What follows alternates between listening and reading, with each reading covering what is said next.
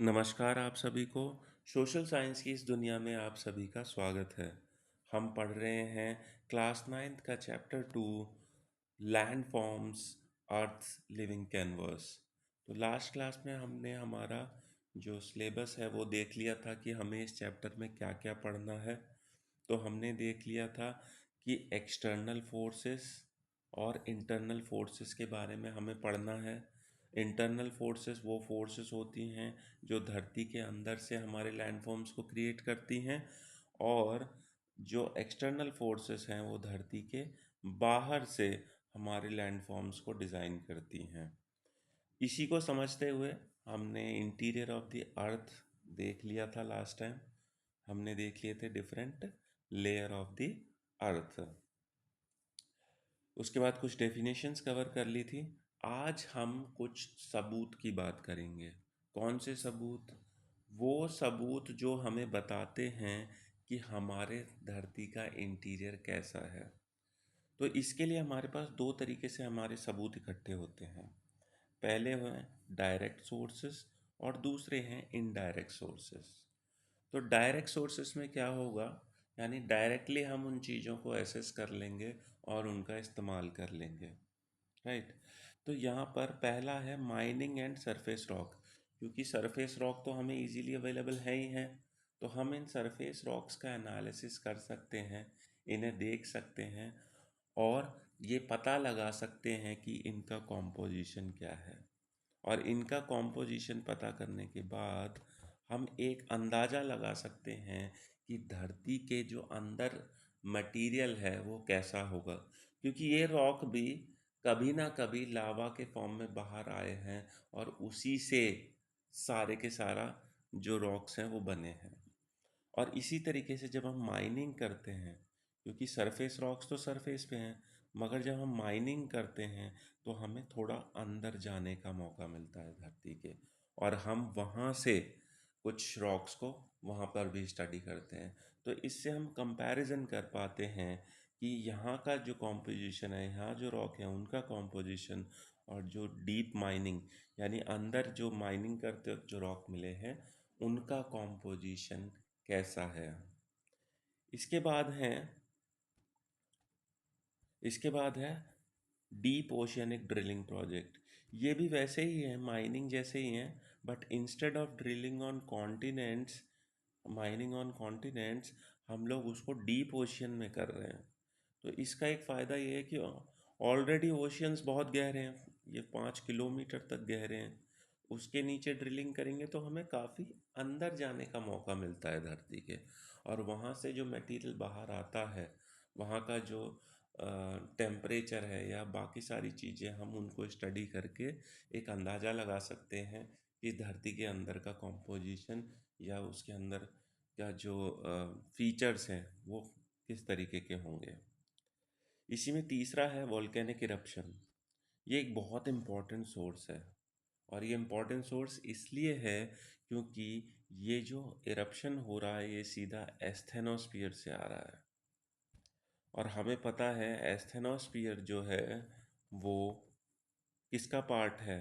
वो मेंटल का पार्ट है, और वो एटलीस्ट 100 to 400 किलोमीटर गहराई में है। तो इसकी वजह से, यानी वॉल्केनिक इरप्शन की वजह से, एटलीस्ट हमें 100 किलोमीटर के अंदर की बात तो पता चल रही है।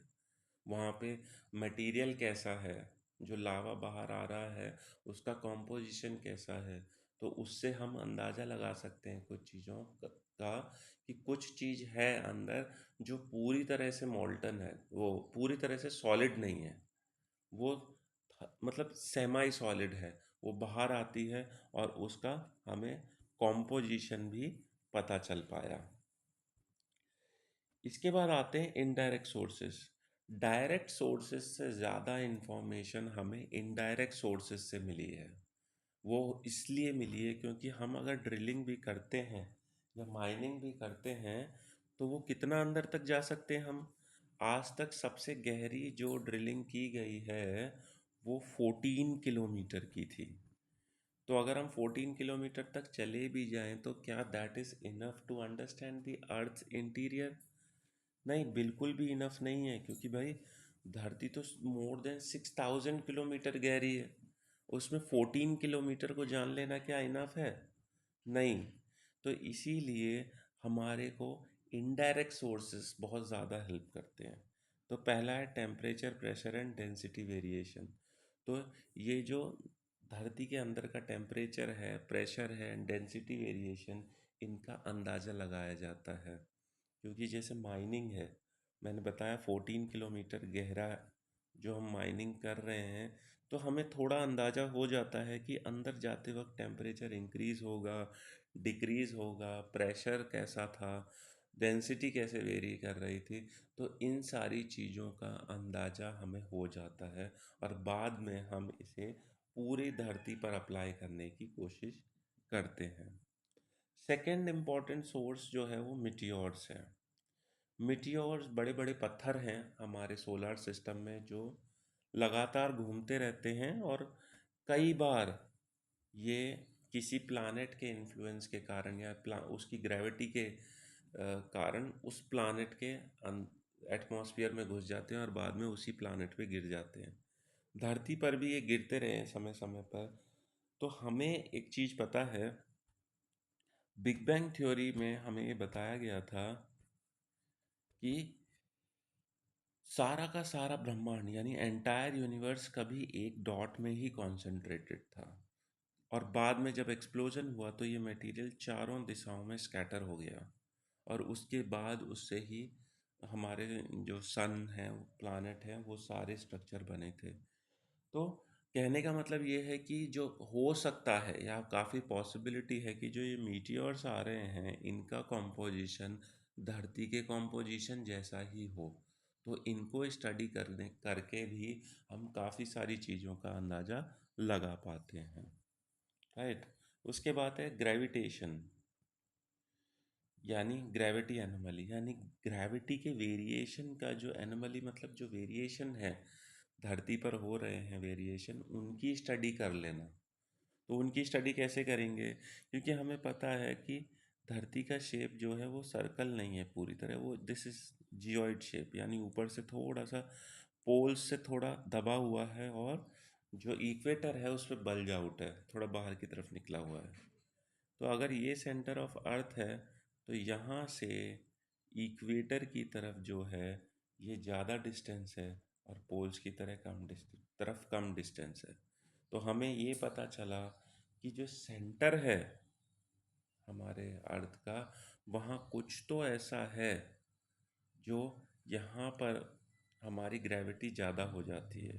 यानी कुछ मटेरियल है सेंटर में, कुछ बहुत ज़्यादा हैवी है जो ज़्यादा ग्रेविटी प्रोड्यूस कर रहा है, क्योंकि हमें पता है ग्रेविटी का सीधा रिलेशन मास के साथ है। तो इस तरीके से ये अंदाज़ा तो लग गया कि सेंटर में कोई बहुत भारी चीज़ है जिसकी वजह से पोल्स पे ग्रेविटी ज़्यादा हो जा रही है। क्यों?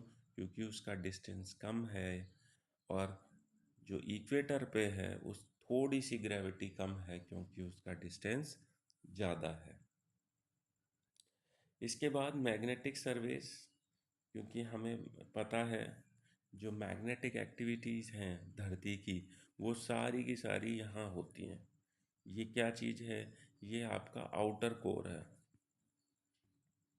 आउटर कोर में सारी एक्टिविटी होती हैं मैग्नेट रिलेटेड। तो यहाँ से हमें ये अंदाज़ा लग पाया कि there is something liquid inside earth, जिसका कॉम्पोजिशन भी क्या है, कुछ ना कुछ मेटल होना चाहिए। और वो कैसा मेटल होना चाहिए? वो मेटल भी ऐसा मेटल होना चाहिए जो मैग्नेट से अट्रैक्ट होता हो। तो वैसे हमारे पास कुछ ही मेटल्स हैं जो मैग्नेट से अट्रैक्ट होते हैं, जैसे iron is one of them. Right. तो इस तरीके से हमें ये तो अंदाज़ा हो पाया कि देयर इज़ समथिंग जो आयरन, उसका कॉम्पोजिशन कुछ ऐसा है जो मैग्नेट, जिसमें मैग्नेटिक प्रॉपर्टीज़ हैं, और वो मॉल्टन फॉर्म में है और लगातार मूव कर रहा है।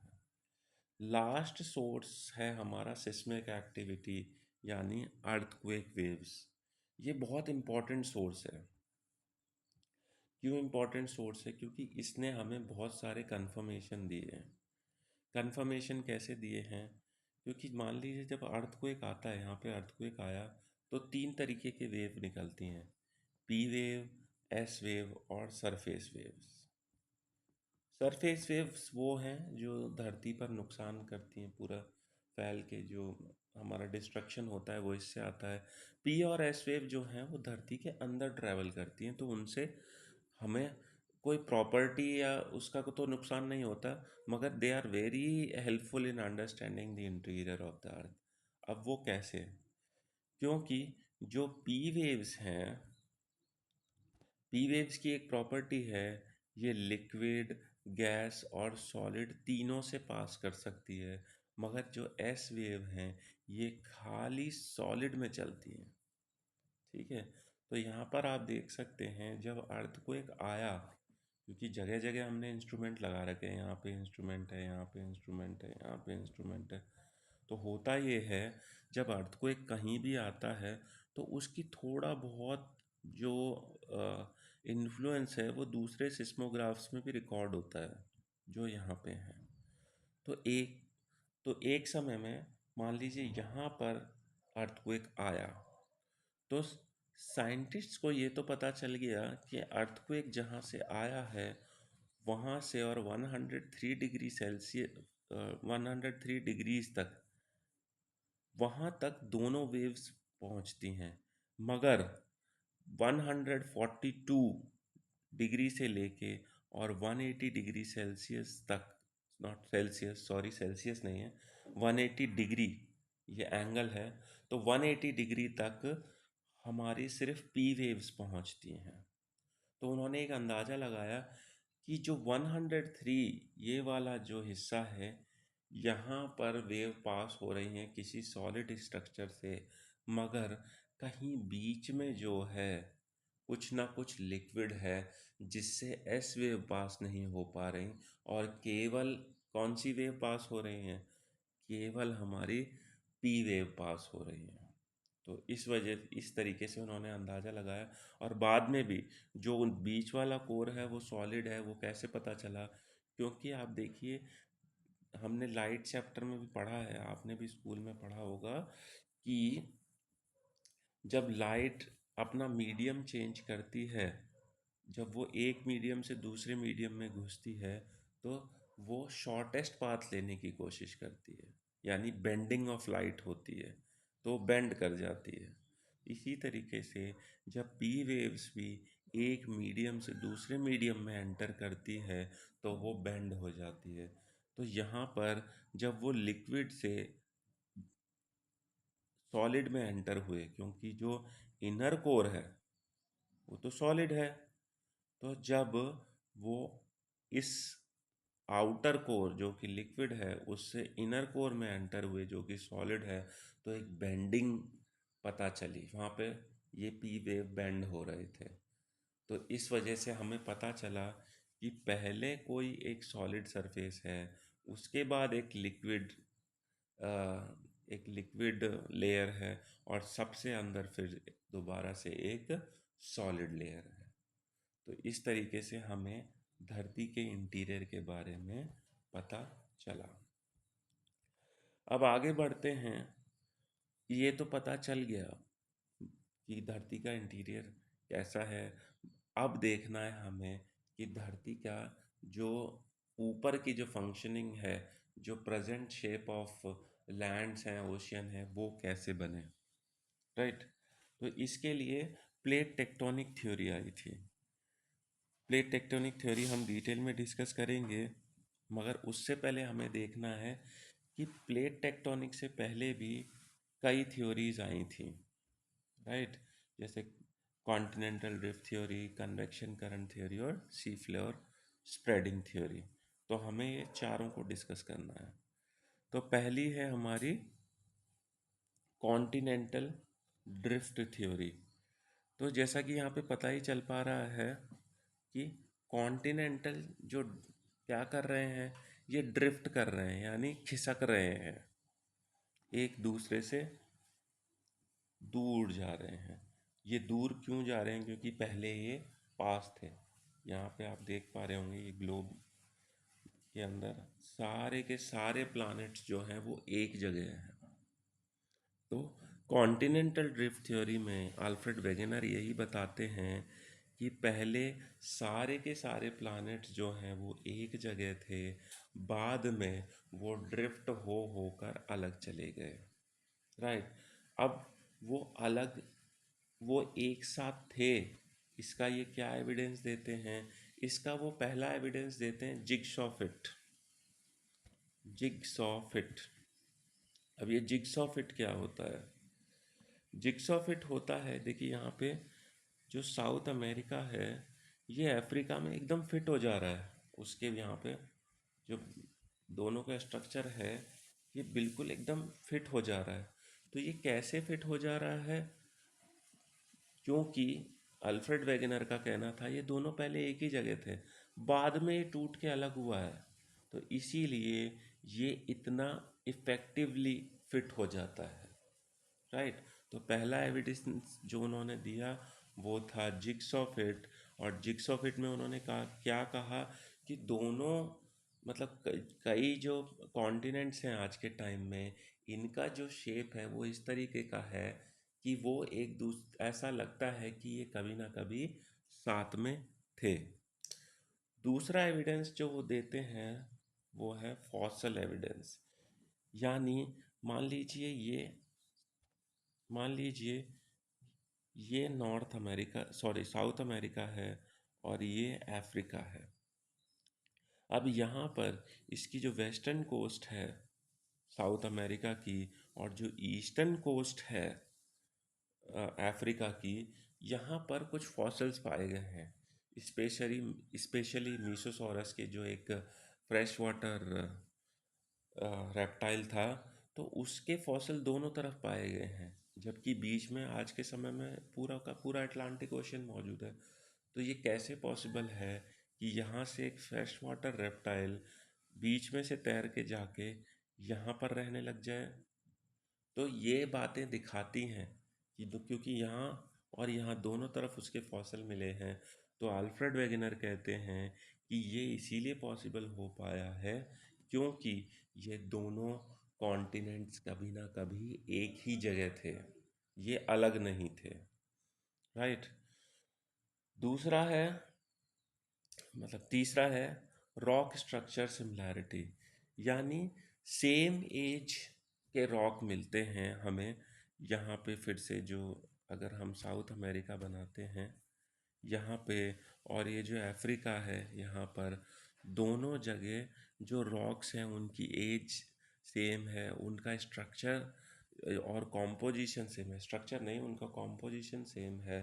तो ये भी इन बातों को बताता है कि यहाँ कभी ना कभी ये दोनों कॉन्टिनेंट्स कभी ना कभी एक जगह पर थे।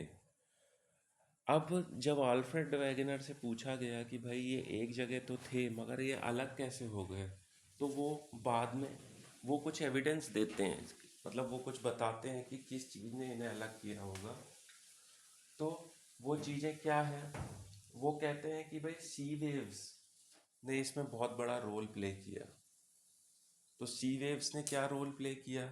उनका कहना था कि सी वेव्स ने कुछ ऐसा प्रेशर डाला, और उस प्रेशर की वजह से ये कॉन्टिनेंट्स अलग अलग होते चले गए। सी वेव्स। दूसरा वो कहते हैं, जब हमने देखा है कोई भी चीज़ घूमती है तो वो एक सेंट्रीफ्यूगल फोर्स जनरेट करती है। सेंट्रीपेटल फोर्स और सेंट्रीफ्यूगल फोर्स, यानी बाहर की तरफ एक खिंचाव महसूस होता है। तो उसकी वजह से उनका कहना था कि इस जो धरती घूम रही है उसकी वजह से ही एक पुल पैदा हुआ जिसको हम सेंट्रीफ्यूगल फोर्स कहते हैं, और उसकी वजह से क्या हुआ, एक खिंचाव पैदा हुआ, और इसीलिए कॉन्टिनेंट्स अलग अलग चले गए। मगर ये थ्योरी फेल हो गई क्योंकि ये जो सी वेव्स हैं और ये जो रोटेशन की वजह से एक पुल पैदा होता है, ये बहुत स्ट्रॉन्ग फोर्सेस नहीं हैं कि ये कॉन्टिनेंट्स को मूव कर पाए। तो इसीलिए ये थ्योरी फेल हो गई। तो ये तो फेल हो गई। इसके बाद आता है कन्वेक्शन करंट थ्योरी। अब आल्फ्रेड वेगेनर की बात को सपोर्ट करने के लिए आर्थर होल्स ने एक थ्योरी दी कि कन्वेक्शन करंट थ्योरी। भाई उनका कहना था कि धरती में एक कन्वेक्शनल साइकिल चल रही है। कन्वेक्शनल साइकिल करंट्स क्या होते हैं? एक साइकिल बन जाती है जो रिपीट होती रहती है। और धरती के अंदर कौन सी साइकिल चल रही है? जैसे कि आपने देखा होगा कि वाटर वेपर, पहले वाटर जो है वो वेपर फॉर्म इवोपरेट होता है, बाद में वो कंडेंस होता है, बाद में फिर से पानी के रूप में वापस आ जाता है। तो एक साइकिल है। ऐसी ही साइकिल धरती के अंदर चल रही है। तो वो एक्सप्लेन करते हैं। मान लीजिए क्रस्ट है, तो क्रस्ट के नीचे क्या हो रहा है? लावा है। तो जब हमें पता है जब हम धरती के अंदर जाते हैं टेम्परेचर बढ़ता चला जाता है। तो उनका कहना था जो सबसे अंदर का लावा है वो पहले हॉट होता है, इसके बाद ये एक्सपैंड कर जाता है, इसकी डेंसिटी कम हो जाती है।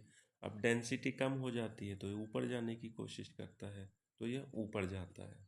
इसके बाद जब ऊपर जाते वक्त ये ठंडा हो जाता है तो फिर से इसकी डेंसिटी क्या हो जाती है? बढ़ जाती है, यानी प्लस हो गई। और ये फिर से नीचे बैठने की कोशिश करता है। तो इस तरीके से क्या हुआ? ये ऊपर नीचे इस तरीके से ये चलता ही रहता है। तो एक साइकिल बन जाती है। इसी चीज़ को हम कन्वेक्शन करंट बोलते हैं। तो बात तो इन्होंने सही कही, मगर अब ये नहीं समझा पाए कन्वेक्शन करंट थ्योरी में आर्थर होम्स कि भाई ठीक है, मूव तो कर रहे हैं, यहाँ पे कन्वेक्शन करंट तो बन रहे हैं, मगर ये धरती के क्रस्ट को कैसे इन्फ्लुएंस कर रहे हैं? क्रस्ट कैसे मूव हो रही है? क्योंकि मान लीजिए वो तो पूरा कवर है। अब ये तो पूरा एक, हमें तो ये पता था वहाँ उस टाइम तक कि भाई ये तो पूरा कवर है, इसके नीचे कुछ घुमाते भी रहो तो ये कहीं जाने वाला थोड़े ही है। तो ये कन्वेक्शन करंट थ्योरी भी फेल हो गई। तो ये अभी तक दो थ्योरी फेल हो गई, ये फेल हो गई, ये फेल हो गई। अब इसके बाद इन्हीं दोनों को सपोर्ट करने के लिए जो हैरी हेस हैं, ये सी फ्लोर स्प्रेडिंग थ्योरी लेकर आते हैं।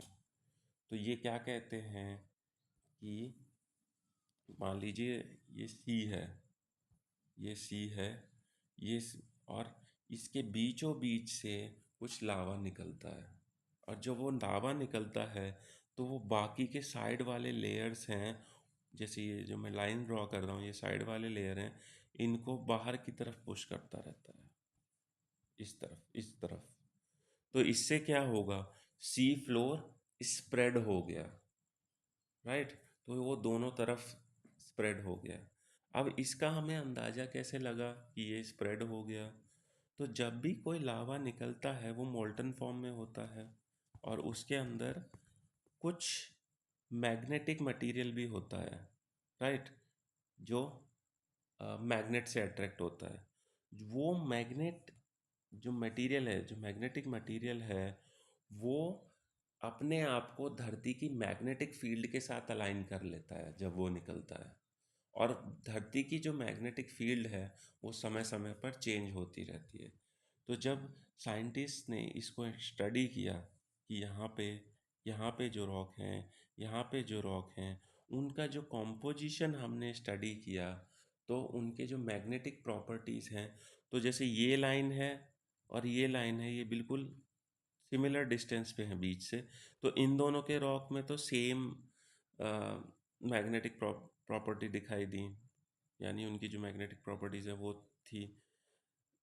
और इसके बाद जो सेकंड है, इनकी सेम थी। तो यानी जैसे जैसे हम दूर जाते जा रहे हैं दोनों ही तरफ सिमिलर डिस्टेंस पे, यानी यहाँ से ये जो जितनी दूर है वहीं वो ले एक जो लाइन है वो भी उतनी दूर हो। और दोनों का जब हमने रॉक टेस्ट की तो वो सिमिलर होते थे, यानी उनकी जो मैग्नेटिक अलाइनमेंट है वो सेम होती थी। तो इससे हमें पता चला कि कहीं ना कहीं ये जो दूर जा रहे हैं तो ये कभी एक जगह थे, एक ही साथ निकले होंगे, मगर ये जो बीच वाले यहाँ से जो वॉल्केनिक इरप्शन हो रहा है ये उनको दूर करता चला गया। तो इस तरीके से हमें ये तो कंफर्म हो गया कि अ, हमें ये तो कंफर्म हो गया कि सी फ्लोर स्प्रेड हो रहा है। मगर यहाँ पर ये भी एक चीज़ नहीं समझा पाए कि सी फ्लोर स्प्रेड तो हो रहा है, मगर सी फ्लोर स्प्रेड होने के बाद धरती का एरिया बढ़ क्यों नहीं रहा। तो इसका मतलब कोई ना कोई तो गलती हो रही है, जो एरिया नहीं बढ़ रहा है धरती का। राइट।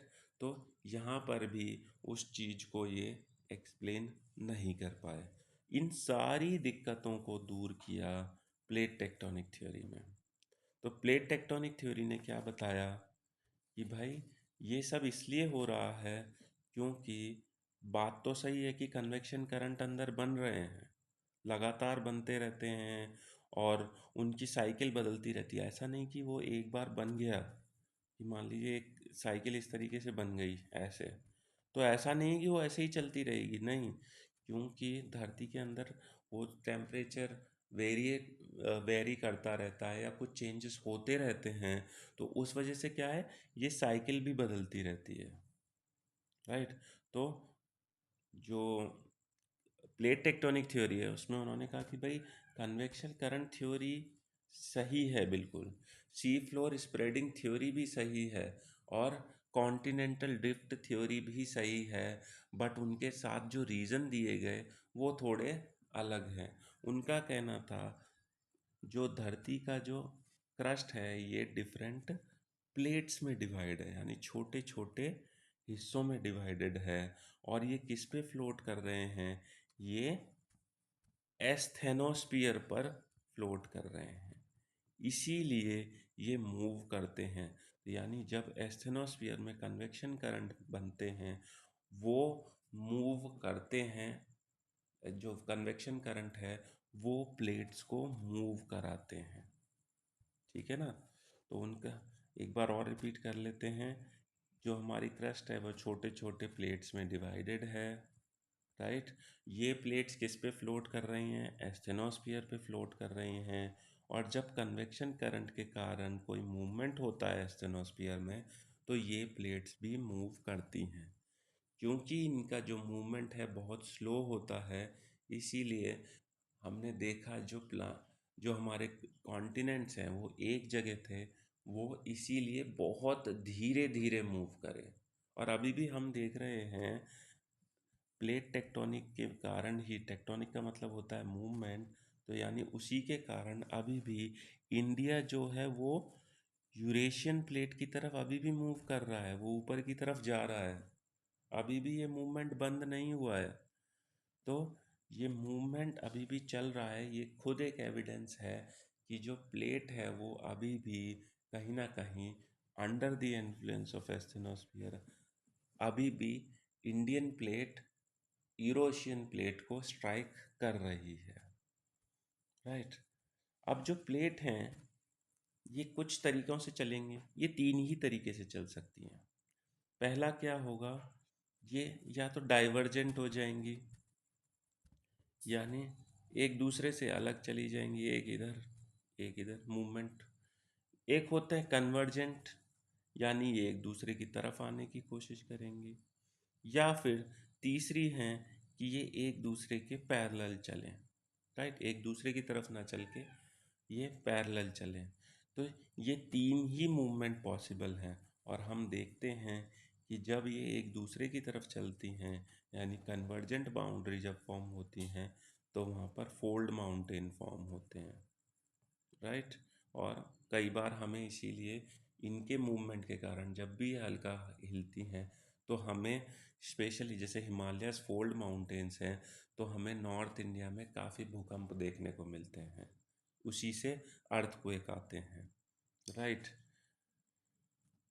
दूसरा है डाइवर्जेंट बाउंड्री, यानी एक दूसरे से अलग जाने का ऑप्शन है। अलग जाते वक्त क्या होता है, हमने देखा है